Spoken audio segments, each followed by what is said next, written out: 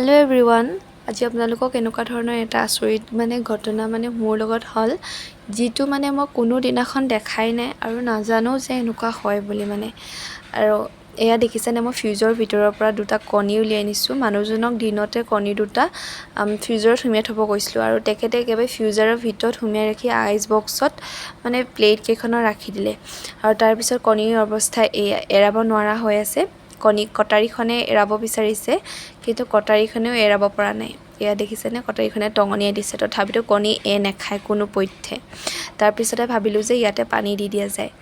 এয়া পানী দি দিছে মানুহজনে, পানী দি দিলে বাৰু খাব। আৰু এয়া দিনত যিহেতু কণীবোৰ আজিকালি গৰমত বেয়া হৈ যায়, সেইকাৰণে মই ভাবিলোঁ কি ফ্ৰিজত সুমিয়াই থৈ দিয়া যায়। আৰু তেখেতক সুমিয়াব দিলোঁ, কিন্তু তেখেতে এয়া অৱস্থা কৰিলে। এয়া দেখিছেনে, কণীত এটা আইচৰ টুকুৰা লাগি আহিছে। আৰু এপিনে মই এটা এৰাব বিচাৰিছোঁ, কিন্তু এৰাব নোৱাৰিলোঁ। এপিনে মানুহজনে দুইটা এৰাই দিলে, দেখিছেনে, এটা দুইটাতে আইচৰ টুকুৰা লাগি আহিছে।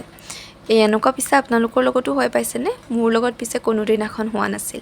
আৰু এইপিনে মই কণী বাকলিটো এৰাই লৈছোঁ। বইল কৰিলে যেনেকৈ কণীটো বাকলিটো ৰেখাই যায়, গোটাকৈ ওলাই আহে, ঠিক তেনেকৈ ইয়াতো কণীটো তেনেকৈয়ে ওলাই আহিছে। আৰু এনেকৈ মই দুইটা বাকলি এৰাই ল'লোঁ।